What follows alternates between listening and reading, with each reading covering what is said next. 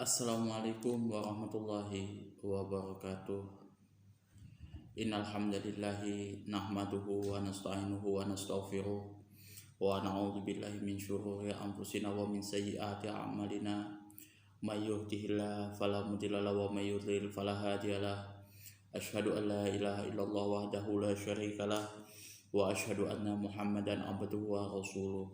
Allahumma sholli ala sayyidina Muhammad wa ala ali sayyidina Muhammad kama shallaita ala sayyidina Ibrahim wa ala ali sayyidina Ibrahim wa barik ala sayyidina Muhammad wa ala ali sayyidina Muhammad kama barakta ala sayyidina Ibrahim wa ala ali sayyidina Ibrahim fil alamin innaka Hamidum Majid. Rabbi shrah li sadri wa yassir li amri wahlul 'uqdatam min lisani yafqahu qawli, amma ba'du. Hadirin hadirat jamaah kaum muslimin wal muslimat yang dirahmati oleh Allah Subhanahu wa taala. Kali ini kita akan membahas tentang hadis yang terdapat di dalam kitab Al-Azkar. Kita bahas masalah zikir-zikir kembali, ya, yang mana hadis ini dicatat di nomor hadis 28, diriwayatkan di dalam kitab Sunan Abu Dawud. Nah, hadis ini sebenarnya menceritakan tentang hitungan-hitungan di dalam kita berzikir. Jadi ada tuh kalau orang yang berzikir pakai tangan, kemudian menggunakan batu atau kurma. Nah, ini dibahas di sini. Nah, sebenarnya ini pun juga ada pembahasan perbedaan pendapat dari kalangan asatidz sekarang, ustadz sekarang, apakah ini bid'ah ataupun tidak. Sebenarnya bid'ah atau tidaknya dari suatu amalan itu memang ada agak sisi kontradiktif, ya, tergantung dari sudut mana dia para ulama tersebut melihat. Jadi kontradiktifnya sih bukan karena dia bertentangan satu sama lain, tapi memang dari sudut mana ulama itu melihat. Contoh misalkan zikir setelah ini zikir setelah sholat. Kalau Imam Asy-Syatibi dia membid'ahkan itu dengan alasan bahwasanya yang namanya zikir setelah sholat itu ya tidak ada hizib yang tersusun runut seperti itu. Nah, adapun beberapa ulama yang lain yang menganukan seperti itu, ya, selama itu ada konteksnya,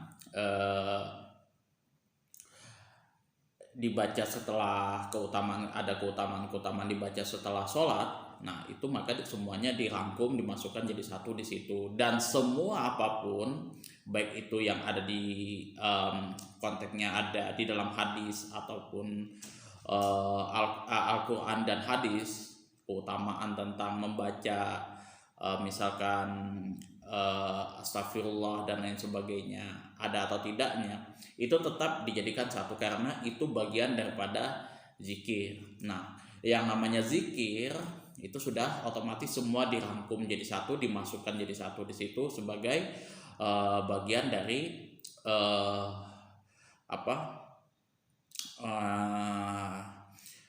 kewajiban kita, kesunahan kita untuk berzikir kepada Allah setelah sholat. Kalau Imam Asy-Syatibi dia tidak seperti itu. Nah, kalau Imam Asy-Syatibi dia melonggarkan lagi, artinya ya nggak seharusnya dibikin hizib seperti itu, bebas aja orang baca. Misalkan subhanallah dibaca 33 kali, alhamdulillah, kemudian Allahu Akbar kayak gitu, atau mau itu bebas. Kalau Imam Asy-Syatibi merincinya di dalam kitab Al-I'tisam. Kalau dia bebas, maka dilakukan secara bebas meskipun itu sunnah. Nah, itu perbedaan-perbedaan ulama di dalam menilai suatu amalan apakah itu bid'ah atau tidak. Tetapi apapun itu produk hukum yang mereka hasilkan itu semua adalah khazanah intelektual yang harus kita hormati. Itu jadi jangan sampai ini menjadi sebuah ya perselisihan lah antar umat. Itu biasa. Itu walaupun ya misal kalangan Wahabi mengatakan zikir setelah sholat itu bid'ah, tidak ada dasarnya, is fine, itu oke, istilahnya seperti itu. Nah, tapi yang melakukan hal seperti itu pun juga punya dasar masing-masing. Yang tidak boleh adalah memprovokasi satu sama lain. Itu yang saya tidak inginkan dan saya tidak mau lah seperti itu. Saya mengambil hukum, istilahnya kayak gitu. Saya memilih hukum ya ini yang saya pegang, seperti inilah. Itu yang istilahnya kalau nggak seperti ini, misal dosa atau segala macam gitu. Tapi ya kalau misalkan bagaimana dengan ustadz itu ya wallahu alam, itu selama dia punya dalil dan lain sebagainya ya tidak termasuk bagian dari itu. Ini hanya sekedar produk hukum itu. Jadi jangan sampai perbedaan hukum dan lain sebagainya itu bisa membuat kita mengkafirkan satu sama lain, menyalahkan satu sama lain dan lain sebagainya. Kalau misal sudah yang satu mengatakan bid'ah, ya itu bid'ah, bukan berarti yang tidak mengikuti kita ini ya salah. Mereka juga ada dalil, ada sisi pandang, sudut pandang sendiri yang mereka memang mengatakan itu ya tidak ada masalah. Itu contoh tahlil, kemudian apalagi kunut. Nah, itu kalau kunut, kalau kita runtut dalilnya itu jelas. Kalau yang saya cari itu dari sejarahnya, memang kunut itu Rasulullah tidak lakukan semasa beliau hidup. Itu jadi kunut itu hanya 1 bulan. Waktu itu ketika beliau ada tertimpa masalah, sahabat Rasulullah itu dibunuh waktu itu karena para penghafal Al-Qur'annya dibunuh, dan Rasulullah jiwa kemanusiaannya timbul, maka melaknat itu semua. Nah, setelah itu sudah tidak ada lagi suatu riwayat yang mengatakan bahwa Rasulullah berkunut baik itu sebelum atau sesudahnya kayak gitu. Itu yang saya pelajari, dan mungkin ada yang mungkin menemukan yang sahihnya. Cuman kalau saya lihat kalau landasan Imam Syafi'i itu memang betul-betul dhaif dan susah untuk diangkat. Tapi itu pun juga ikhtilaf mu'tabar itu. Jadi kalau mungkin kita runtut kalau di kitab-kitab itu perbedaan itu agak-agak puyeng gitu ya kan. Jadi kita nggak usah berbicara perbedaan yang ada di Indonesia yang pusat-pusat apa segala macam ya, tapi kita lihat dulu perbedaan yang ada di kitab-kitab. Nah, itu kita sudah bisa bayangkan. Jadi jangan sampai kita ini menjadikan segala sesuatunya nanti jadi bersih tegang dan lain sebagainya seperti itu. Jadi beragama pun jadi terpecah belah itu. Jadi apapun itu selama masih ada dalilnya, landasan Al-Quran dan hadis, berdasarkan dari sudut mana yang diambil, itu bagi saya no problem itu, kecuali amalan-amalan yang memang itu sudah nggak bisa lagi ditolerir dari sudut pandang manapun dia sudah menyimpang ya. Oke lah, itu saya sudah tidak bisa menolong lagi seperti itu.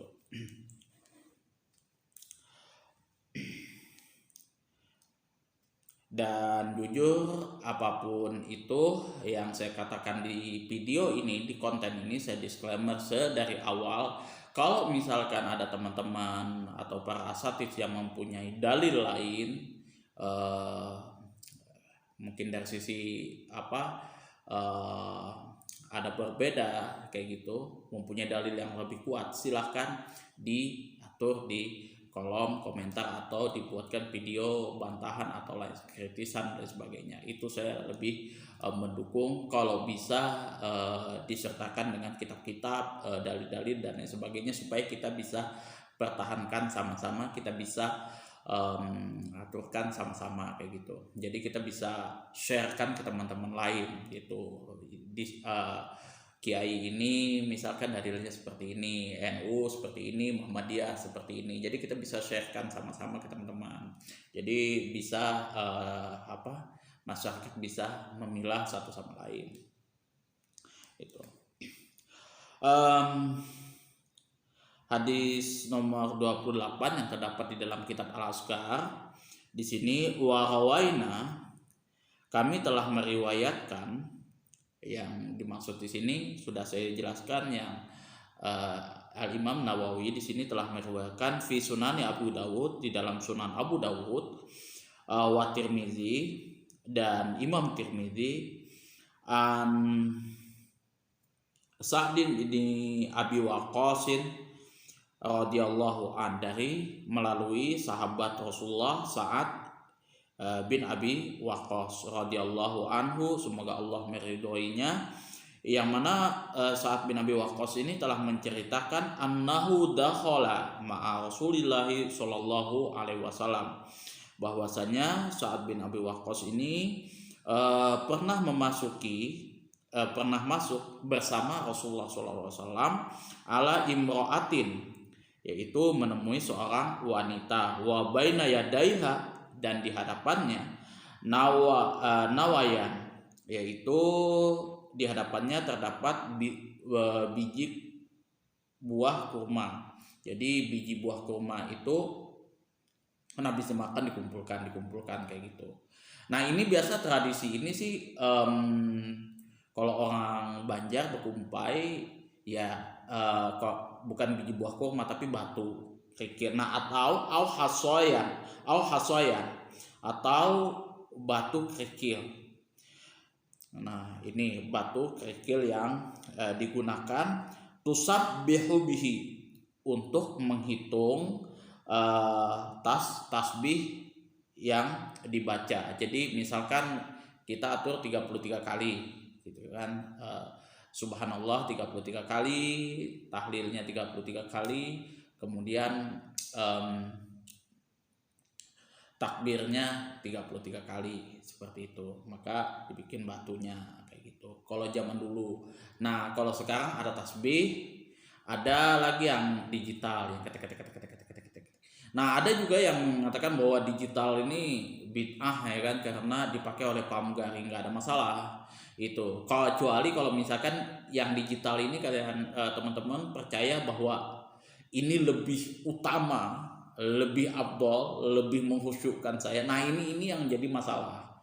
Ini yang diwanti-wanti oleh Al-Imam Syatibi di dalam kitab Al-Itisomnya. Itu yang bisa menjadi masalah. Tapi kalau misalkan hanya penunjang ibadah, sarana ibadah untuk menghitung atau apa, tidak ada kepercayaan, kekhususan apapun, manfaat apapun yang ada yang dipegangnya, maka tidak ada masalah.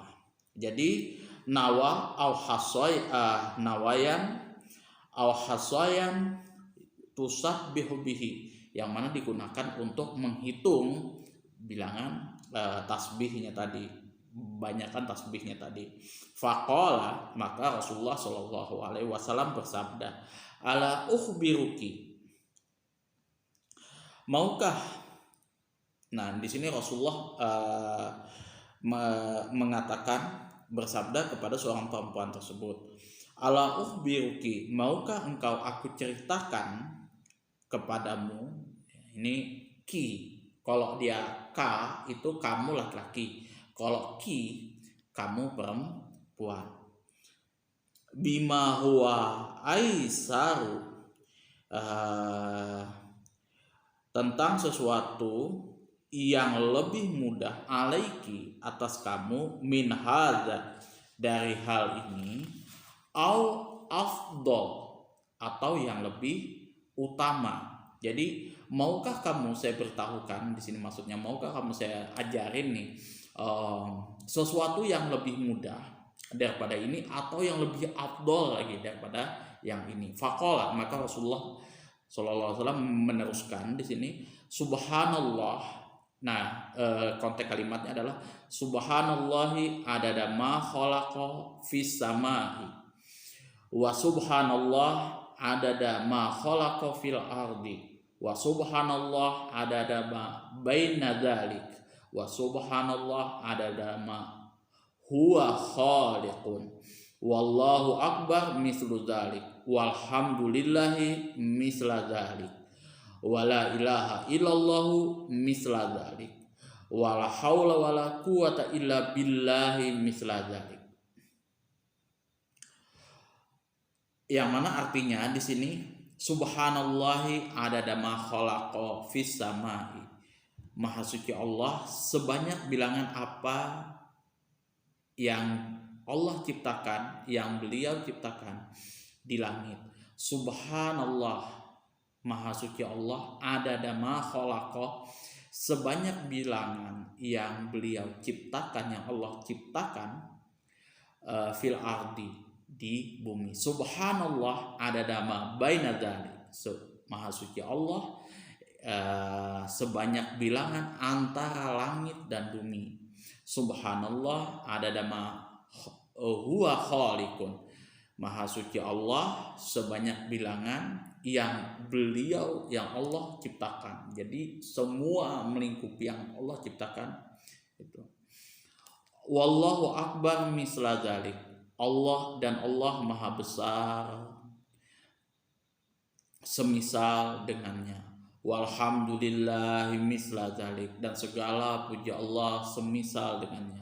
Wala ilaha illallah misla dzalik, dan tidak ada sesembahan yang patut disembah kecuali Allah misla dzalik, semisal dengan itu. Wala haula wala quwata illa billahi misla dzalik, dan tidak ada daya dan upaya kekuatan kecuali atas izin Allah Subhanahu wa taala misla dzalik, yang semisal dengan itu. Qala Tirmizi, di sini Imam Tirmizi mengatakan hadisun hasanun. Hadis ini predikatnya adalah hasan. Meskipun di sini ada beberapa ulama hadis yang mengatakan hadis ini gharib, ya kan? Gharib, dia cuman bersendirian, ganjil. Tapi predikat hadisnya menurut Imam Tirmizi adalah hasan. Wa waina fihima bi isnadin hasanin, dan kami telah meriwayatkan fihima di dalam kitab Abu Dawud dan Tirmizi di sini dengan predikat yang hasan, an Yusairota dari Yusairah bidomilia al musannati tahtu wabipat hisin al muhmalati. Ini tidak saya jelaskan ya, ini cuman bidomilia, domahnya ya dari Yusairah itu, kemudian bifatisin, fathahnya sin, Yusairah. Kemudian Yusairah ini siapa sih sebenarnya? As-sahabiyah, yaitu sahabat wanita al-mujahirati, yang mana beliau ini juga pernah ikut pada waktu hijrah beserta Rasulullah SAW, hijrah bersama Rasulullah SAW radhiyallahu anha, semoga Allah meridhoi atas beliau. Anan Nabiya, sesungguhnya Nabi sallallahu alaihi wasallam amarahunna, memerintahkan kepada mereka ayyu'ina, untuk memelihara bitakbir, yaitu kalimat takbir, wat taqdis, dan kalimat takdis. Takdis ini apa sih? Tak di sini subhanallah, subhanallah, subhanallah. Takbir itu kan Allahu akbar, Allahu akbar. Wa tahlil alhamdulillah, alhamdulillah di sini. Wa ayyak idna wa ayyak idna bil anamil, dan hendaklah mereka menghitung bil anamila dengan jari jemari seperti ini. Wa in hunna mas'ulatun mustantatun, yang mana sesungguhnya jari jemari yang kita gunakan untuk berhitung tersebut mas'ulatun, yang mana akan ditanya nanti di hari kiamat, mustantatun, dan akan dimintai jawaban dan akan disuruh menjawab. Jadi seperti itu. Jadi ada yang menggunakan tangan, itu kan, itu karena tangan ini nanti yang akan ditanyain dan akan disuruh menjawab. Itu yang diriwayatkan dari sahabat wanita Yusairah itu. Wa rawaina fihima fi Sunan Nasa'i, dan diriwayatkan di dalam kitab Sunan An-Nasa'i bi isnadin hasanin, dengan sanad yang baik, dengan sanad yang hasan, predikat sanadnya hasan. Jadi kalau predikat sanadnya ini dia belum tentu hasan, ya kan, belum tentu hasan.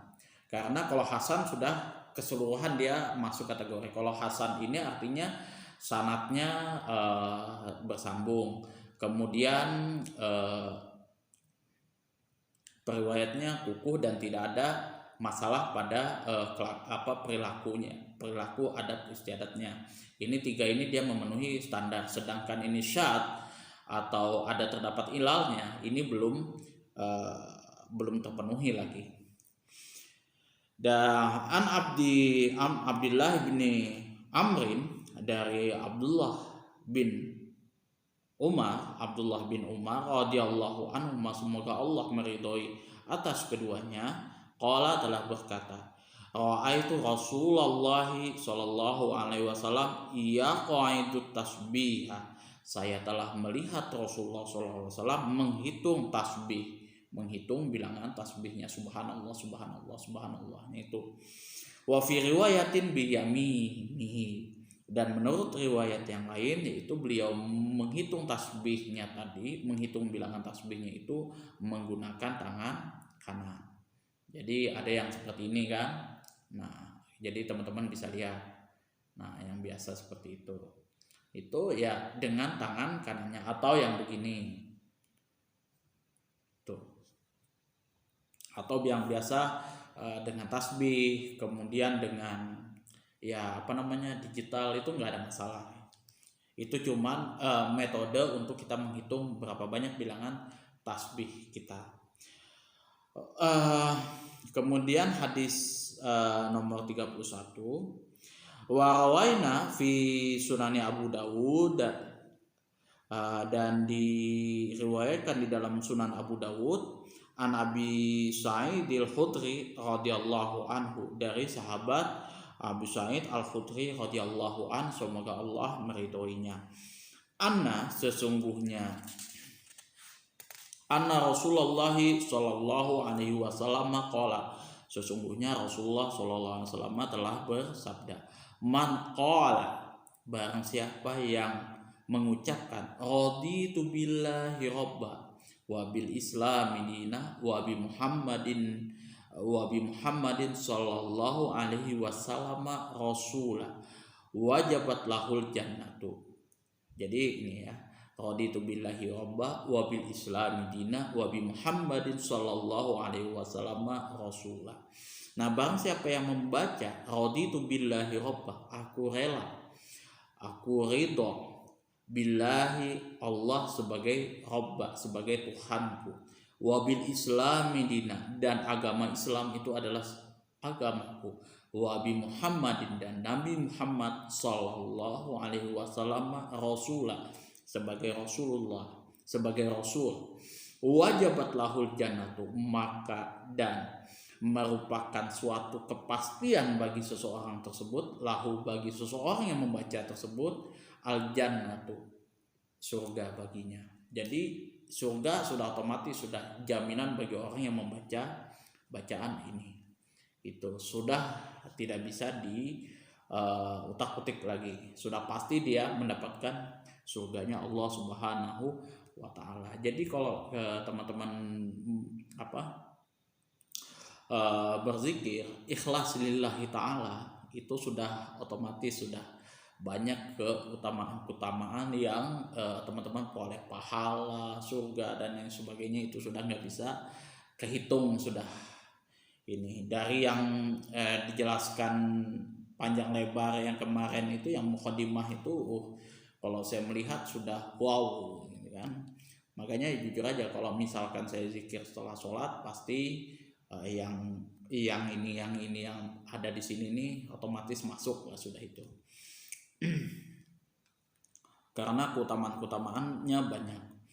Wa rawaina fi kitab Tirmizi, dan kami telah meriwayatkan di dalam kitab Tirmizi, an Abdullah bin Busrin, dari Abdullah bin Busrin as-sahabi, beliau ini adalah seorang sahabat radhiyallahu anhu, semoga Allah meridhoinya, anna rajulan, sesungguhnya seseorang laki-laki, qala, telah berkata kepada Rasulullah SAW, ya Rasulullah, wahai Rasulullah, inna syara'i'al Islam qad kasurat aliyya, sesungguhnya syariat-syariat agama Islam qad kasurat, telah banyak aliyya, atas diriku. Fa akhbaroni, maka beritahukanlah kepadaku, ajarkanlah kepadaku, bisyai'in, sesuatu, atas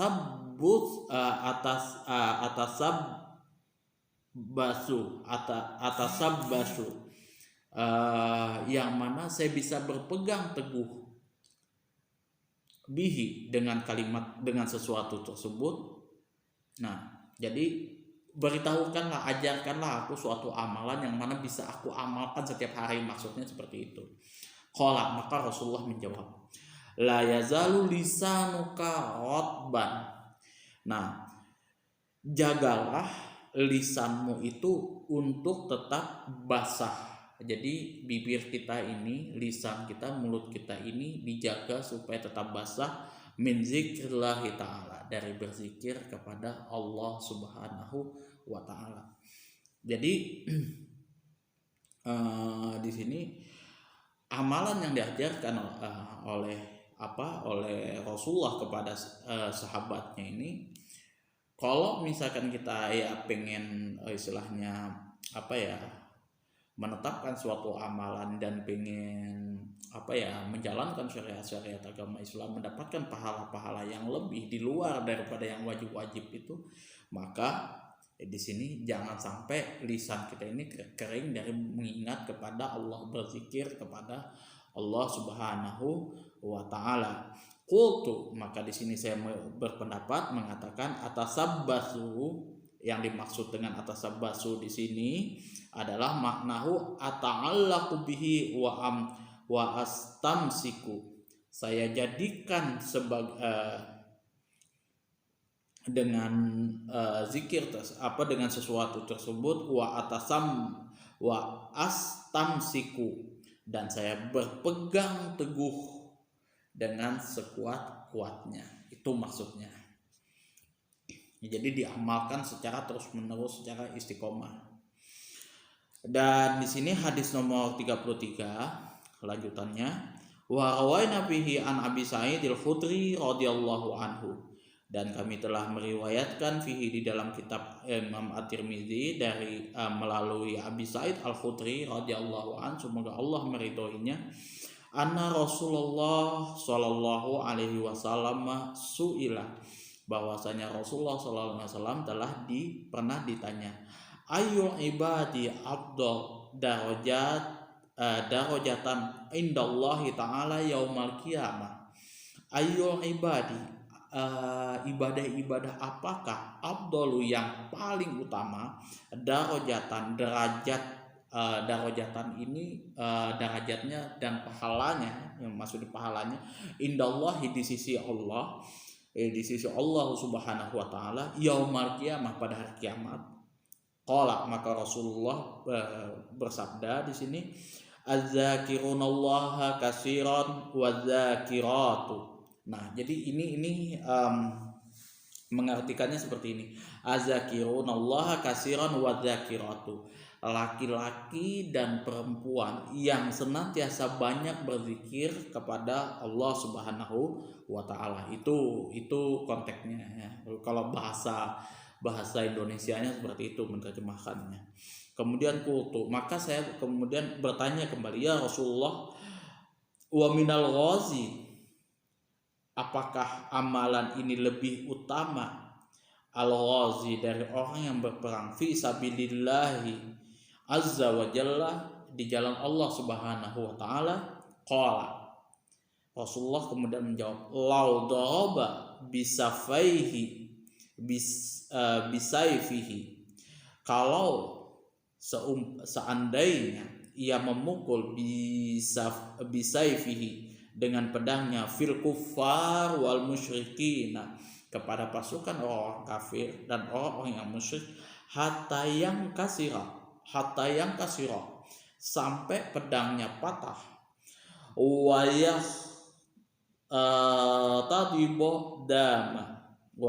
tadiba dama, dan sampai berlumuran darah, lakana zakirunallah ta'ala afdalu minhu, maka niscaya orang yang banyak berzikir itu yang banyak berzikir kepada Allah lebih utama daripada orang yang berperang di jalan Allah Subhanahu, berjihad di jalan Allah Subhanahu wa taala.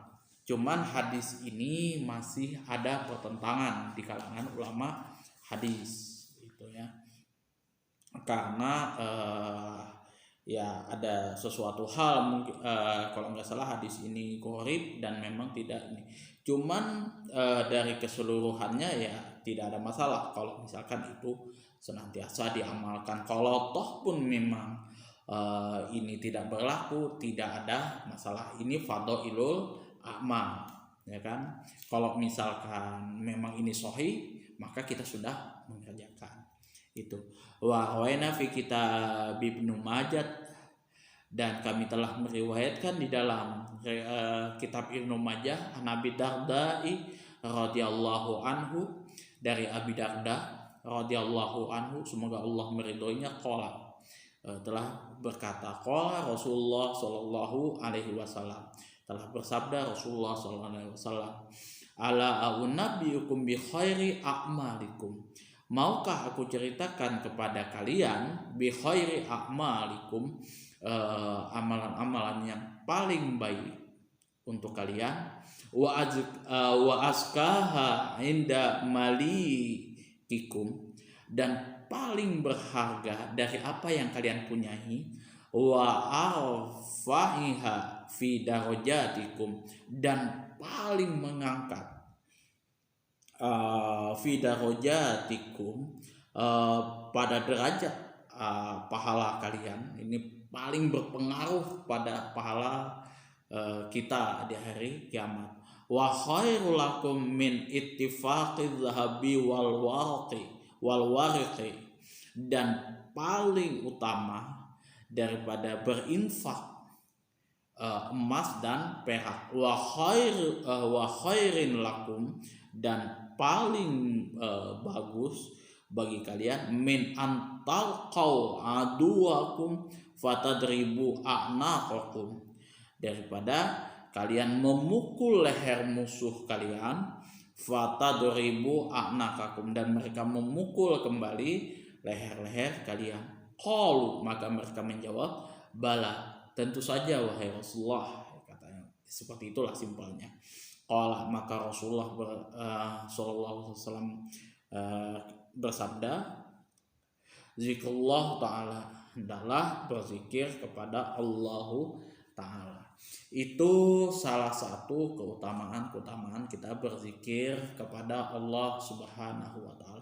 Meskipun ketika tahrij hadisnya ini ada beberapa yang memang di sini bermasalah, kedudukannya lemah dan lain sebagainya, tapi ulama Al-Imam Nawawi sudah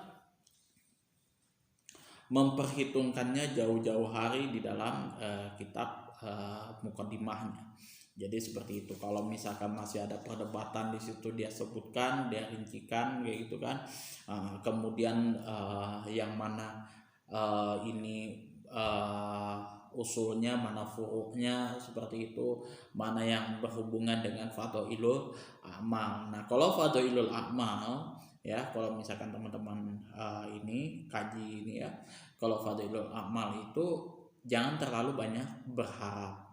Kalau misalkan itu memang betul-betul ada seperti itu, Allah janjikan seperti itu, sahih, teman-teman sudah lakukan. Kalau misalkan ataupun tidak ada, teman-teman sudah kerjakan, dan itulah yang sudah teman-teman lakukan. Nah, di awal-awal itu ya, kalau yang namanya berzikir kepada Allah, istilahnya menunaikan syariat-syariat Islam, terutama yang berkenaan dengan hal-hal yang sunnah, kalau misalkan tidak bisa dikerjakan secara istiqomah, paling tidak dikerjakanlah, misalkan seminggu sekali kah, sebulan sekali kah, atau paling tidak seumur hidup 1 kali lah.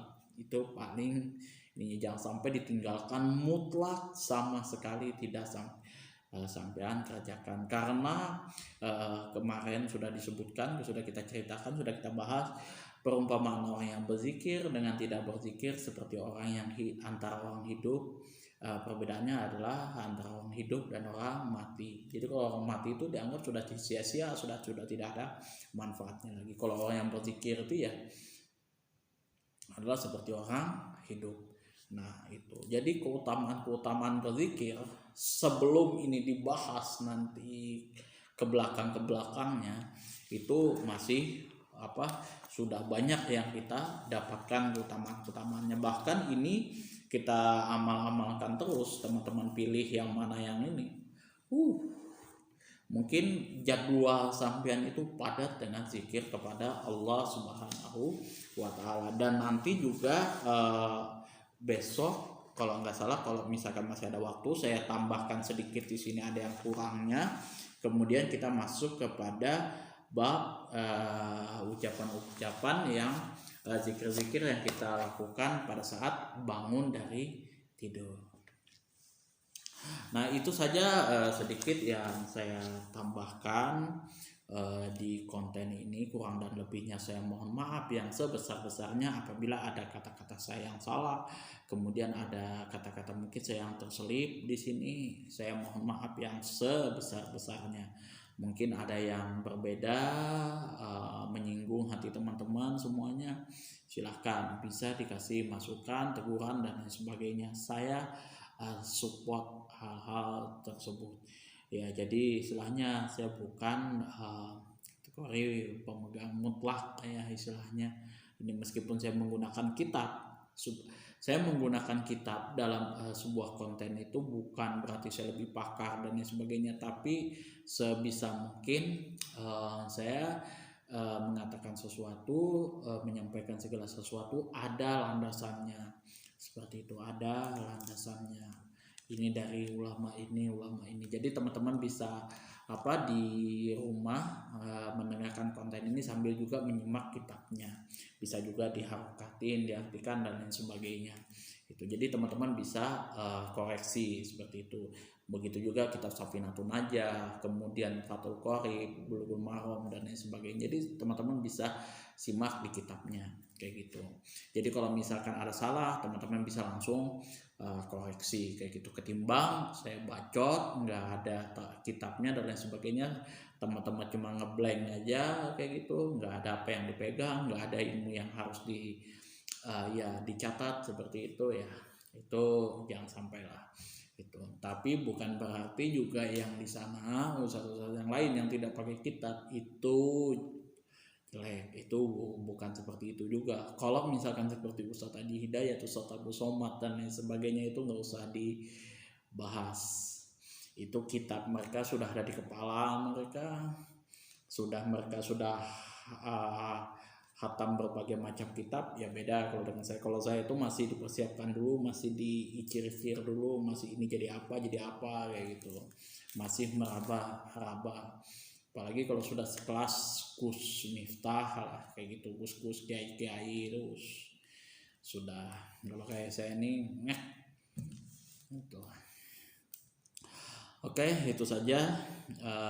Saya cukupkan sampai sekian. Akhirul kalam. Assalamualaikum warahmatullahi wabarakatuh.